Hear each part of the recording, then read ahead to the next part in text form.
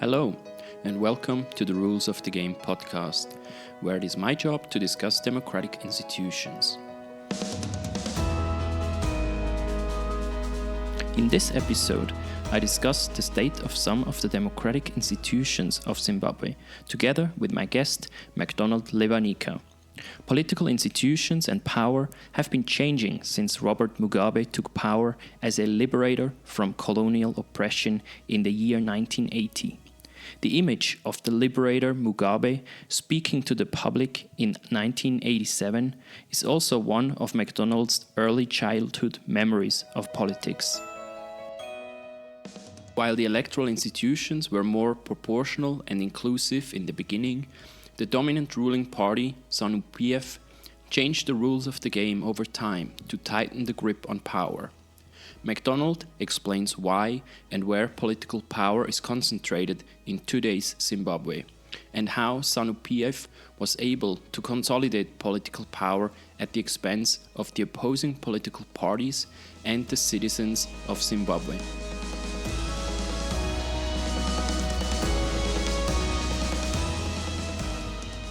Dr. McDonald Lewanika is a politics and development researcher with over 17 years of experience as a human rights defender, democracy and governance practitioner, and civil society leader in Zimbabwe and Southern Africa.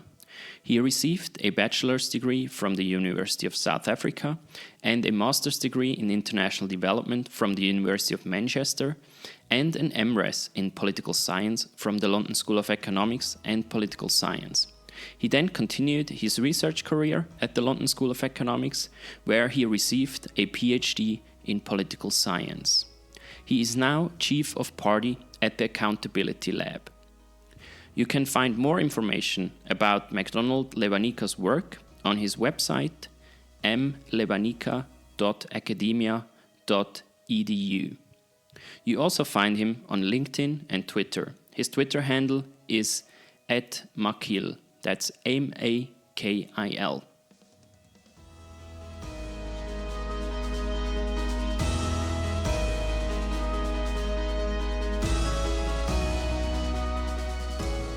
I am your host, Stefan Keiberts, and this is the fourth episode in my new podcast, The Rules of the Game, where it is my job to discuss, analyze, and compare democratic institutions from around the world. I am a political economist with a PhD in economics from the University of Bern in Switzerland, and I previously held positions at the London School of Economics and Political Science and the Center for Global Development. I believe that a public discussion of democratic institutions is important and that people should take part in that discussion. I have decided to dedicate my time to contribute to that debate with my knowledge and my perspective. I strongly believe in the wisdom of the people and the power of knowledge. People should be more aware of the political institutions that govern their lives. Please subscribe to this podcast on any podcast platform, and you'll always get the latest episode. You can find me on Twitter @Skybirds, and you can find show notes with links to all material discussed on my website rulesofthegame.blog. And two more minor remarks about this episode. I was a bit nervous in the beginning because I wasn't totally sure whether everything was fine with the recording, since it was a long-distance recording. And there is at some points a bit of a humming in the background due to a ventilator, but hopefully you will still be able to enjoy our debate. So having said that, please enjoy this wide-ranging conversation with McDonald Lewanika.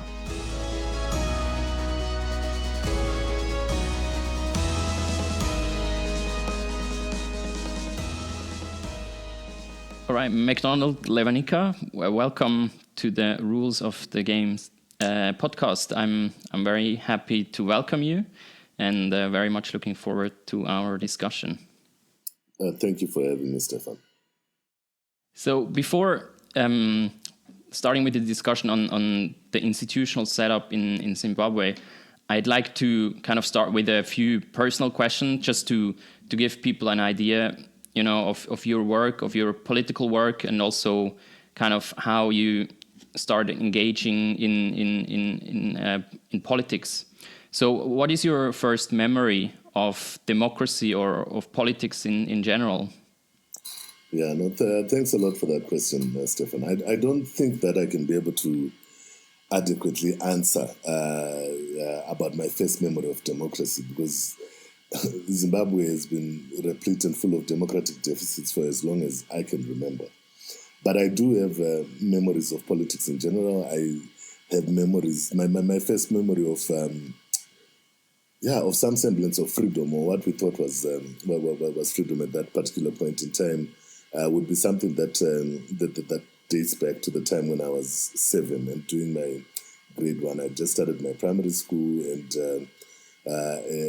this was in 1987, which was also an interesting year politically. All sorts of interesting things were happening on the political stage. Not that I was aware of it at that particular point in time, but we were led by this maverick called Robert Mugabe. And one of my earliest memories was to see this maverick, who at that particular point in time was the personification of freedom itself. So the personification of freedom itself, and just seeing him even from a distance, seeing him articulating on television and stuff. I think that, so it's not a distinct singular memory, but it's a set of memories that date back to that very, very, very, very young age. An eloquent prime minister who was a freedom fighter and who had delivered freedom.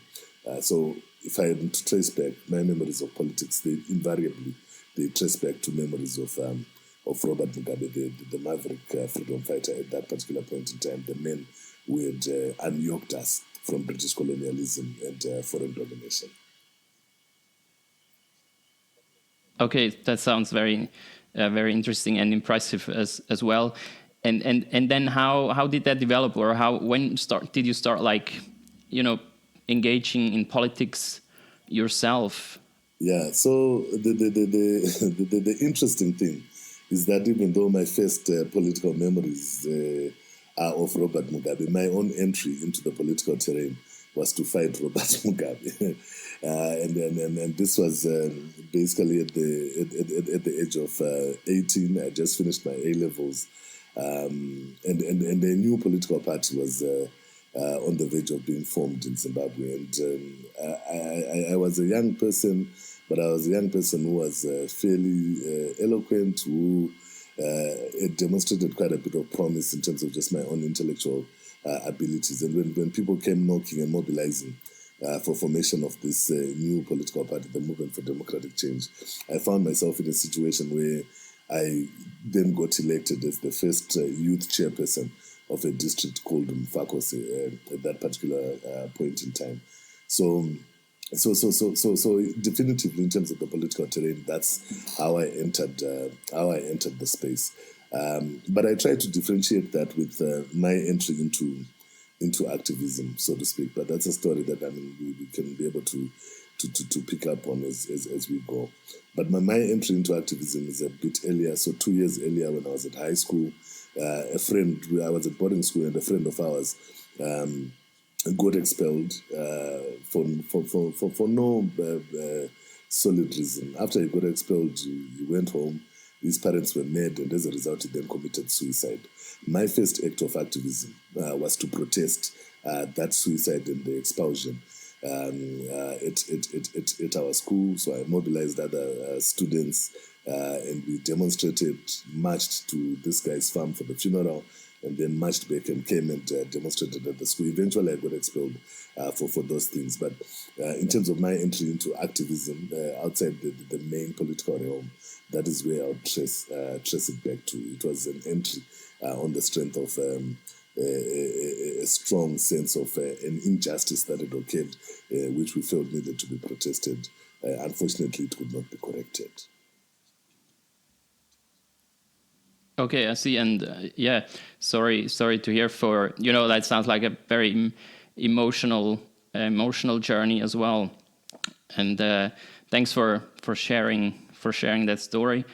I think probably that would itself be worthwhile having a discussion over. But I think for now we just move on to kind of jumping forward in time to today, what Zimbabwe, what the political landscape looks like today, and especially I want to focus on the institutions that are responsible for who has the power and how power is shared or not shared, and what the role of the different institutions are. So I think I kind of want to talk about the different parts of government. So on one side there is the executive government, the presidency, and then we have the House of Assembly and the Senate, and they all have like different roles, and they have different power sharing agreements, essentially, or the institutions build up that power of the different branches of government. So what is your impression now in Zimbabwe? Where does power lie, and how did it change like in the last few years? And also since Mnangagwa took over the ZANU-PF, did anything change in the last 3, 4, 5 years? Yeah, no, thanks a lot for that question, Stefan. And it's both an interesting and a difficult question to answer. Where Zimbabwe is concerned, because fundamentally your question is, where does power lie? And if we are to look at it in terms of the institutions that we are interested in as part of the Rules of the Game podcast, the parliament, executive and stuff, the easy answer would be that power lies in the executive, and it lies in an executive presidency. But that's the easy answer to give where Zimbabwe is concerned. Just recently, there is a major report that was released, which outlines how our state and how our political elites are basically operating at the mercy of cartels. So, and these are cartels that are made up of people from the military establishment, people who are from the business establishment, and people who wield political power. So you actually have a combination or an alliance between military, business, and political elites. And if you do a proper analysis of where power lies in Zimbabwe, you realize that it doesn't lie in government or the executive branch of the state. Neither does it lie in the legislature. It actually lies in the shadows, where these cartels and business, come military, come political interests reside. So that would be sort of like the long answer that I would give with regards to that, after giving the easy answer with regards to the formal institutions themselves. Okay, so the power lies kind of outside of the official government institutions, but these like cartels and businesses, I guess they try to influence the executive presidency a lot, right? Yes. But still, I would be interested to hear, the laws are still developed in parliament, right? So, well, I guess, the president proposes laws, but he still needs the support of the legislative body of government in order to bring them through. Now, obviously the House of Assembly has like a 2/3 majority, right, of ZANU-PF. So I guess they will just approve most of or all of what the president kind of proposes. Is that how it goes? Yeah. So in terms of the current situation, that's exactly how it goes. The president does not necessarily need the support of parliament, but he needs its compliance, and he gets it because the president of the country is also the president of ZANU-PF. So he carries both authority from the party and the authority that is granted to him by the constitution. But more to the point, the Zimbabwean political system, the parliamentary system, operates on a whip system. So members of parliament can seldom vote their conscience. They vote along party lines, and they vote as dictated by the party. So anything that is proposed from ZANU-PF headquarters, anything that the president brings to parliament is likely to sail through. Parliament, as it is currently constituted, basically exists as a glorified rubber stamping house, really, because there's nothing that the executive proposes that doesn't pass through at the end of the day. Now, it hasn't always been like this. Even when ZANU-PF was a majority party in parliament in the 1990s, you'd still be able to get animated debate. You'd still be able to get resistance. The situation even became even more animated, and parliament became more robust in the aftermath of the formation of the Movement for Democratic Change post-2000.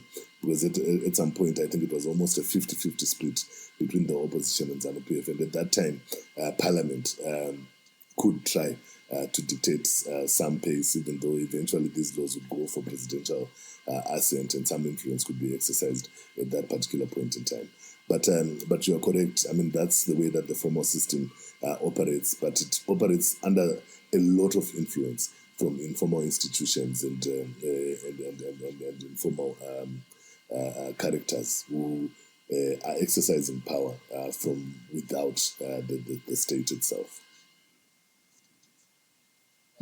Yeah, see, I mean, there's like two directions where we could go from here. Like one would be going back, right, to the year 2000 when the opposition tried to establish kind of a new constitution together with the government. I'm not sure.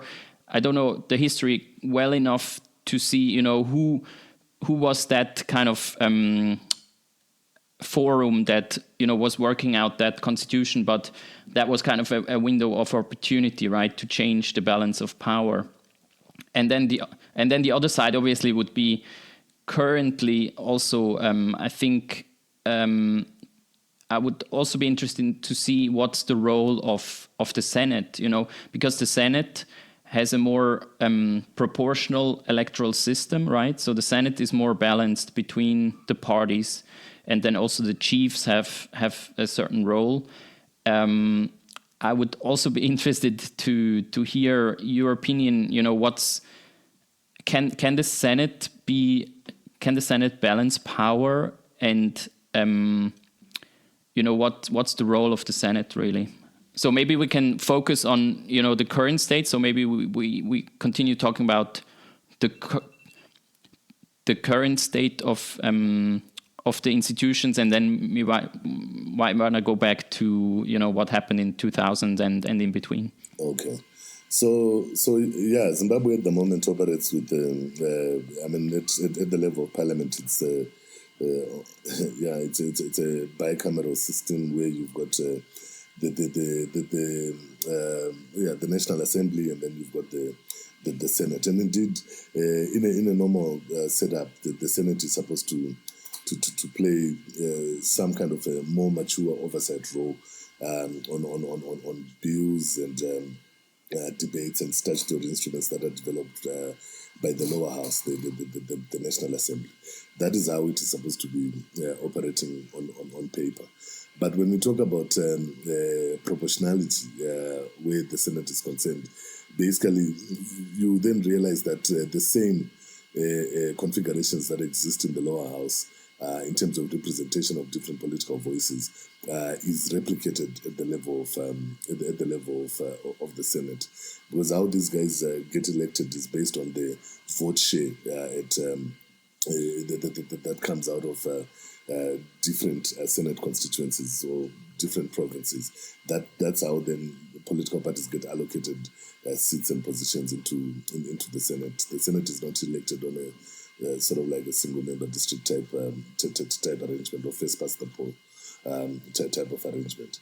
So that what you have is a replication of the balance of power that is there in the National Assembly is replicated at Senate. And again, we go back to the issue of the whipping system. That at the end of the day, whatever the party says is what goes, and it cuts across both houses of Parliament, both in the National Assembly and at the level of Senate.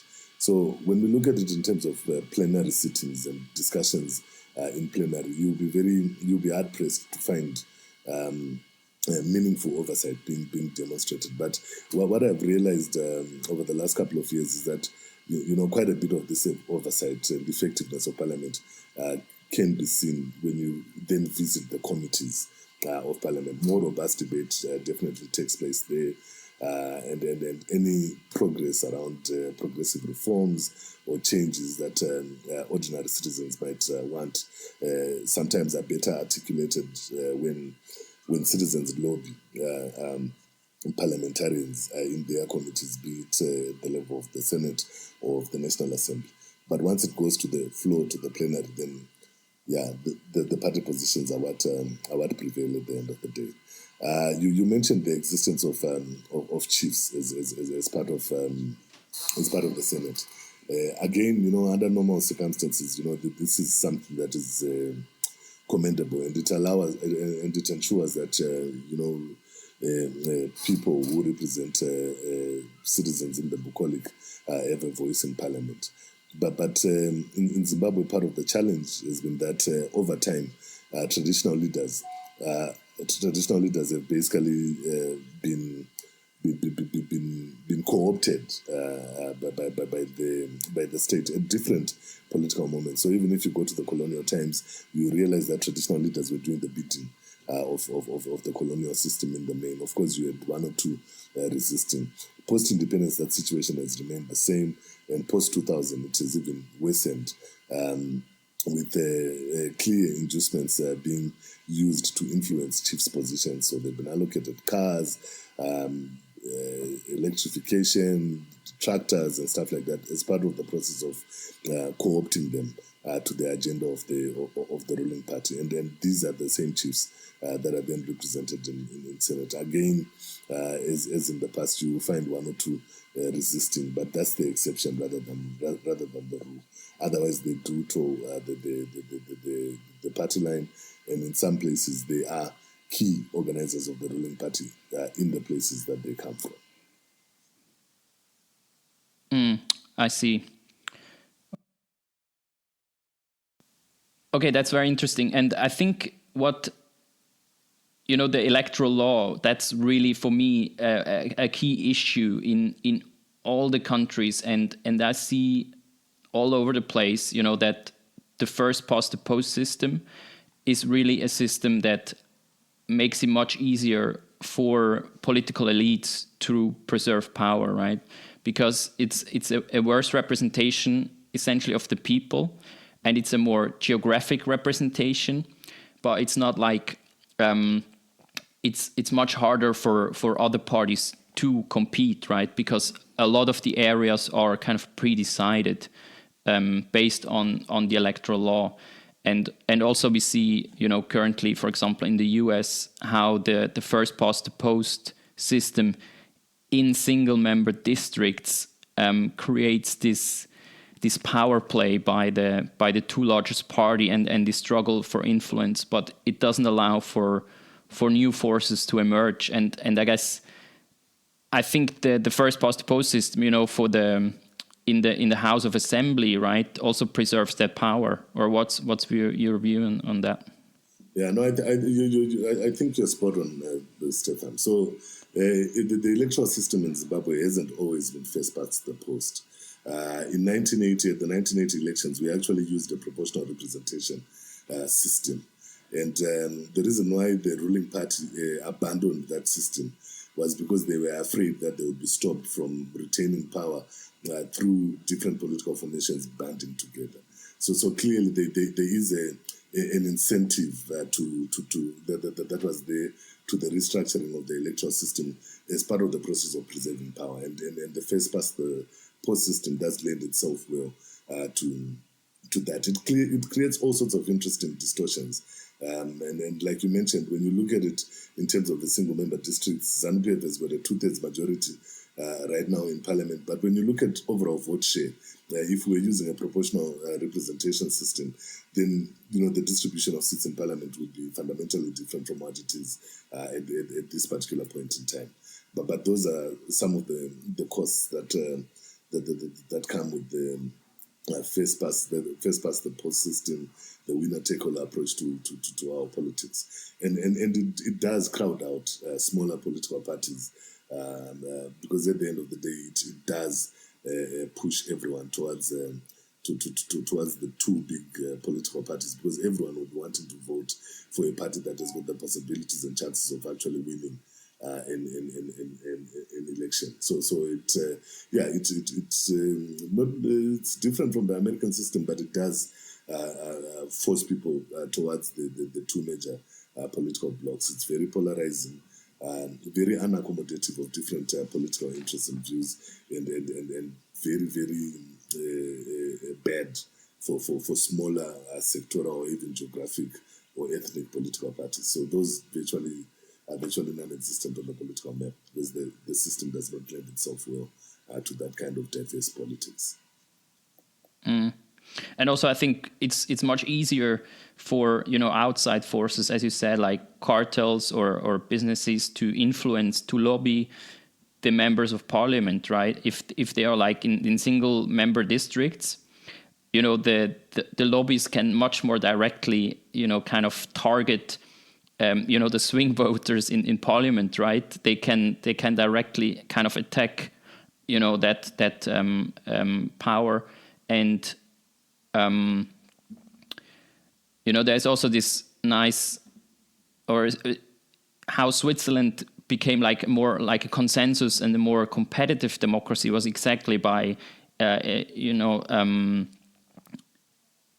implementing a proportional electoral system. Because before we had also one party controlled power, like between 1848 and around 1920. One party completely controlled Swiss politics, and they were also a business party. Essentially, they were really big in manufacturing, and they pretty much captured the national government, in many respects. And only the introduction of proportional representation really led to that change and allowed smaller parties, and also the fringe parties, both on the left and on the right, allowed these parties to compete. And I think that's actually an issue which is fundamental and really, really important for people to understand, right? That this electoral system preserves power and makes it easier for the parties in power to retain that power. Yeah. No, you're definitely right, and I think that's one of the biggest challenges. So everyone accepts the virtues of proportional representation, but those who are in power will not reform the electoral law to have proportional representation at the level of the National Assembly, because that is tantamount to reforming themselves out of power at the end of the day. Because proportional representation lends itself well even to coalition politics. So, and that's something that that ZANU-PF is keen on fighting, because they've seen the potential. So we've got the 2008 election, for instance, where the numbers clearly show that if opposition party candidates had banded together and fought as one bloc, ZANU-PF could have been deposed from power in 2008. I mean, outside the fact that Mugabe actually lost to Morgan Tsvangirai, when you look at the numbers, there wouldn't have been any need for a runoff election and stuff like that. So that's something that ZANU-PF is keenly aware of. And I don't think that they will introduce, they've got no incentive to introduce a system that is fairer for its citizens, but which at the end of the day can culminate their deposition from power. Yeah, of course. I mean, you see that everywhere, right? I mean, the politician will never give up power, by themselves. So it has to be like an outside force, like an opposition, or in general the people who but for the people, obviously, it's much harder to have this awareness, I guess. I mean, because it's kind of a technical detail, and how the electoral system really could change politics, like in fundamental ways. That's kind of I think both important to know, but difficult, to achieve for the opposition, also to make that message very clear, I guess. And, you see it. It was the same in Switzerland. The party in power, they were completely opposed. They were fighting the proportional representation. And also in the US now, for example, you see, the both parties in power, they are not willing to, I think, to change the electoral system, because for both parties it would mean giving up power. And that's what power, parties never want to give up power. Even it could only happen if the system is really at the brink of collapse. And we might, in the US, for example, we might come closer to that point where the parties realize, the system is pushing the democracy to a point of, really dangerous kind of conflicts between the political factions, and that could only be a trigger for electoral reform. But I'm not sure. I think the Republicans, they tried to retain their kind of minority or their current power as it is with the Senate and everything, but the Democrats are probably also reluctant to change the electoral system because it will mean giving up power for them. But let's go back to Zimbabwe now. And so essentially what we can observe is that over time, the party in power, Mugabe, they really tried to, over time, conserve their power, right? They abolished some of the parliamentary systems or parliamentary elements in government. So they made the presidency stronger. They probably started ruling more by executive decrees. And at the same time, they made the electoral system less proportional, right? At least in the beginning, you said in the 1980s, there was more proportionality. And now, obviously, in the House, 210 seats out of 270 are single-member districts, first past the post. So that's really a preservation of power. Yeah, so that has been the tendency and the trend. And you mentioned, it's interesting, you mentioned the 270 parliamentary seats with 210 directly elected. The remaining ones are proportional representation seats reserved for women, but they are also based on the vote share that the parties would have gotten in the other direct elections, and that was a compromise that was really forced on ZANU-PF. It's an outcome of the 2013 constitutional reform process, and as you and your listeners might be aware, in 2008 we had a disputed election which ended up leading to a power sharing arrangement between the ruling party and the opposition. And just in terms of political moments, possible moments for reform, that was a powerful one. And those are some of the things that then came into the system as a result of that, just as a way of, a compromise, really. ZANU-PF wouldn't have wanted that to happen, but they were forced into that situation because there was an impasse on the ground, and Parliament at that time, as I mentioned earlier, it was split in the middle. It was a hung Parliament. No one had an absolute majority in that particular Parliament. So you're correct. When there is that kind of an impasse, I think the opportunities for more meaningful reforms take place. But the tendency has been towards consolidating ZANU-PF's ability to retain power, and they have done that through both formal and informal channels. I think part of the Zimbabwean narrative has been how violence and chicanery have been deployed in elections as part of the power retention mechanisms of ZANU-PF over time. So I mentioned earlier that my first memories are from 1987, and I noted that it was an interesting political year. That is when things really began to change in terms of the political institutions and the electoral system in Zimbabwe. That's when the Prime Minister's position and the ceremonial presidency were abolished, and the power of the Prime Minister and the President at that time were then all placed into the hands of an executive president who had almost imperial powers, who could then be able to exercise the kind of politically motivated changes to laws in order to give more power to the executive branch of government, but more specifically to the president, and make it difficult for anyone to be able to take power away from ZANU-PF. So this is something that has been happening over time. Serious consolidation of power where the presidency is concerned. And unfortunately, like you said, the major political parties always think that, if it's winner take all, if we win, then it means we're taking everything. So no one really has got amongst the major players would have the incentive to try to lobby or advocate for a different type of political system. But those are lessons that I think the opposition in Zimbabwe has learned the hard way, that, sometimes you're better off investing in institutions that serve people better, rather than to base your calculations on a political calculus that supposes that you are the one who's going to take the whole thing if you win, because ZANU-PF will make sure that you don't. Yeah, of course. And also after 2008, that power sharing agreement, right? In the medium to long run, it was still ZANU-PF who consolidated power, right? So that is true, yeah.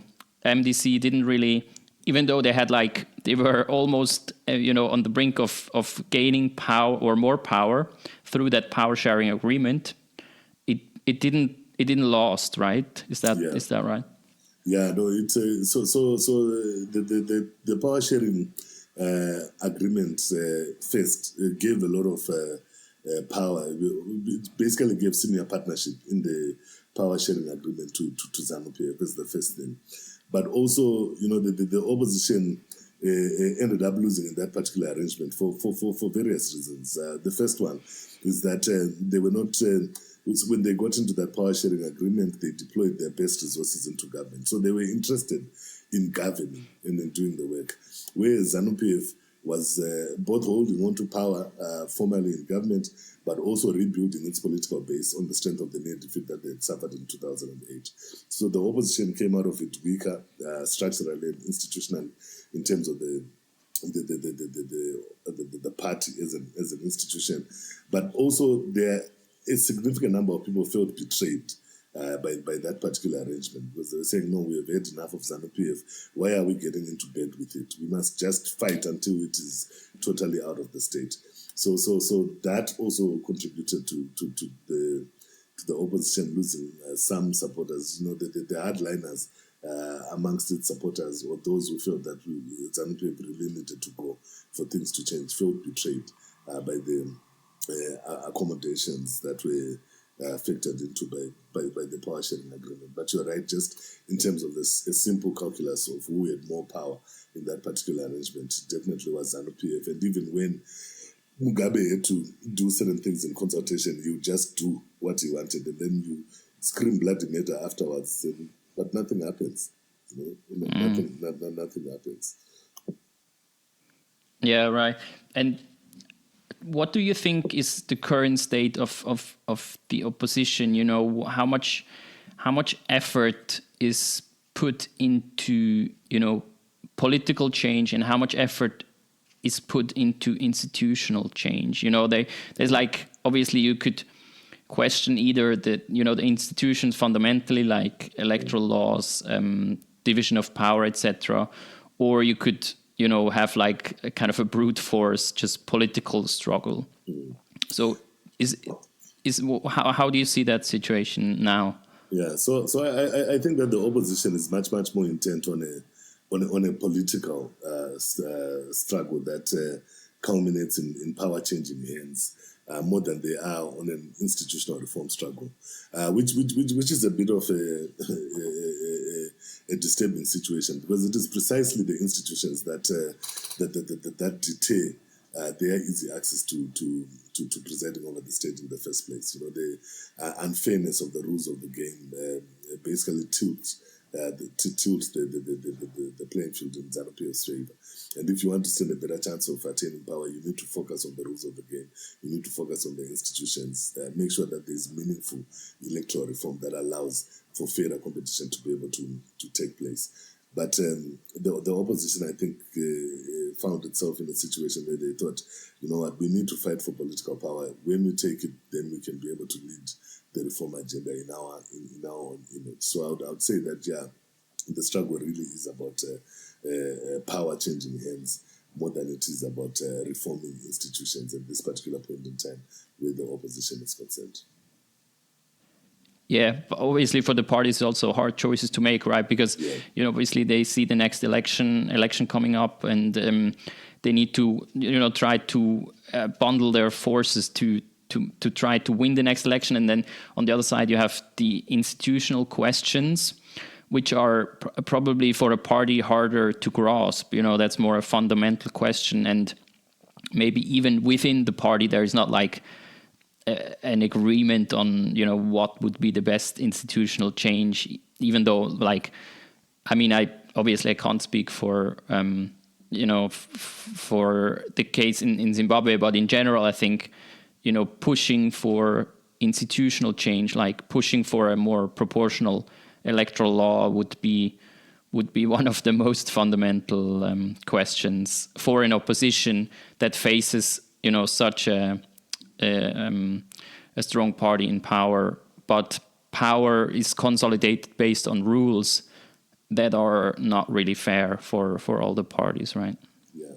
No, and like I said, it's interesting because in Zimbabwe, the only time that the opposition actually made inroads and nearly won political power in 2008, it was on the strength of changes that had taken place to the rules of the game as part of what was called Constitutional Amendment number 17 and number 18, which led to the harmonization of elections, which also meant that ZANU-PF as a political party became stretched. It had to run a presidential election campaign, a parliamentary election campaign, and the local government election campaign at the same time. Whereas in the past, this used to be separate. So the full force of ZANU-PF could easily be deployed, focusing just on local government or focusing just on parliament. And this time it was fairly stretched because of that harmonization. There were also other concessions that came because in the run-up to the 2008 election, there had been some incidents around beatings and arrests of opposition leaders in 2007, which had led to the intervention of SADC through the South African government to mediate. And then that mediation process yielded some reforms to the institutional setup. And it's not given a lot of credit, but I think that is part of what contributed to a decent performance in 2008. It's certainly not the only thing. I think the economy was fighting against ZANU-PF. Morgan Tsvangirai was a formidable candidate and stuff, but you cannot take away some of the opportunities that opened up as a result of a leveling that took place where the rules of the game are concerned. So part of the approach by the opposition is fairly ahistorical, because if you look at it in perspective, you realize that it is to their advantage when there are reforms, meaningful reforms that take place to the institutions that govern how power is attained in Zimbabwe. But yeah, the temptation is always there to think that, we can defeat this monster despite the unfairness that is there in the terrain. And I don't know where that optimism basically comes from, because it is not supported by facts from history.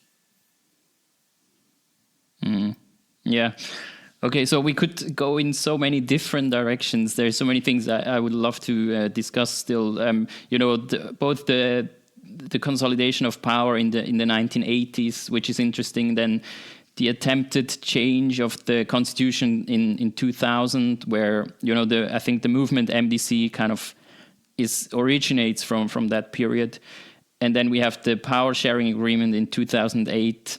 And then we have the transfer of power, or not transfer, but the demise of Mugabe, and then taking over power of Mnangagwa. That's it. Yes. Sorry. So there's so many different ways we could go on from here in the discussion. But I think for now we just wrap up here. And we leave some of the topics for future discussions. I would very much like to have you on the podcast again, because I think Zimbabwe also, includes so many interesting questions with regard to rules of the game and constitutional development. So and your insights are really interesting, I think, for a broader audience. And yeah, I really appreciate having you on the podcast. And yeah, thanks a lot, McDonald, for sharing all these thoughts. No, thanks a lot for inviting me, Stefan. We can talk about Zimbabwe for days. And like you said, there are interesting threads that we can be able to pick up and just dig a bit deeper on. So I'm looking forward to the next time that you invite me. Hopefully there will be a next time. Okay, cool. Yeah. Thanks a lot, McDonald. All right. Thanks a lot, Stefan. Bye.